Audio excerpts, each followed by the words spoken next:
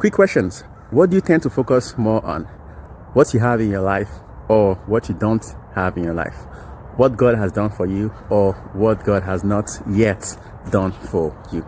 Be honest. If you're like me, I notice that I tend to catch myself focusing a lot more on what God has not yet done as opposed to what He has already done for me.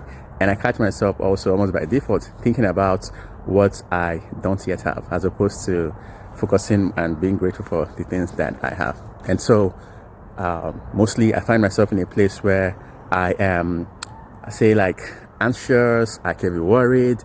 Not that I am, losing sleep, but sometimes maybe I'm like up late, just trying to like work things out and see that I get to complete the things that I have set out to do. But still, I feel like I find myself working from a place of like, hustle. They talk about the hustle culture, and I'm not working from a place of rest, especially when I see that the things that I had been working on are not going the way that I plan or anticipate. It makes me feel more so not like anxious and wanting to like strive, go, hurry, that I ignore and forget and bypass all of the beautiful things that I already have in my life. I don't know if this is something that you resonate with. Maybe that's also where you are. And I'll be honest, this is something that I really catch myself struggling a lot in. And especially as we have gotten into the new year, sometimes catching myself thinking about, say, like the one or two things that didn't get checked off from my list, because last year was great in so many ways, but there were just like one or two areas where things did not work out as planned. So it seems like I'm forgetting about all of those great areas that things happen, and I'm just mostly thinking about, oh God, you didn't do this one thing for me, you didn't do this one for me.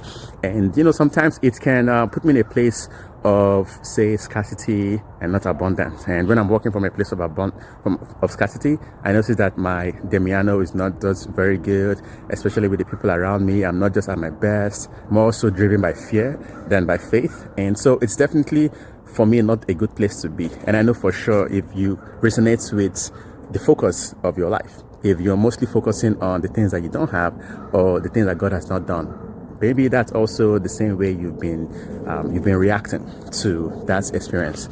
So the message from today was really very much on point, and it was also a very good reminder for me to always remember. So the power of remembering what God has done for me in the past, because that is going to be the thing that gives me hope and courage to keep forging ahead, especially when I think about the promises of God. The promises of God, they are yea and amen, and He is always faithful. So instead of thinking about the things that God has not done, I want to also remind you and also challenge you and encourage you more so to think about what God has done. And for me, one of the ways that I'm trying to really reinforce this is to go back to gratitude. So I know this was a practice that I had been doing for some time now, and I want to do it more often and not forget. Now, whenever I wake up in the morning, I want to remind myself of the things that I'm grateful for, at least 5 things that I'm grateful for, the things that I have right now, and thanking God in advance for the things that He's about to bring into my life.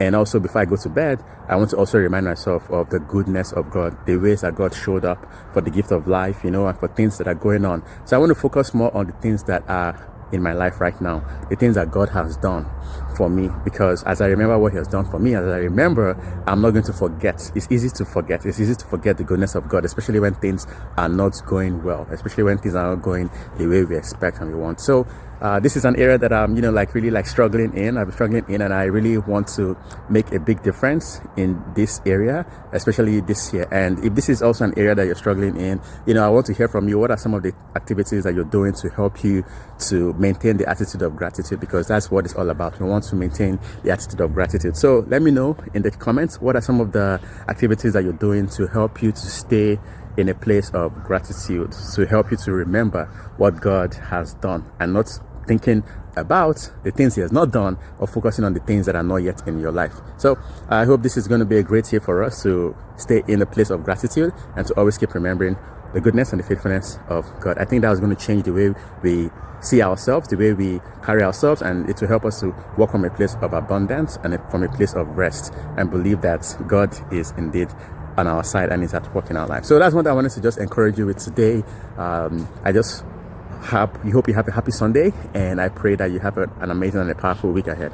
And don't forget that you're more than enough, you're worthy, you're deserving, you are loved. So let's maintain the attitude of gratitude and walk from a place of abundance, not scarcity, walk from a place of faith and not fear, and see the faithfulness of God in our lives. All right, have a nice one. Take care. God bless and peace.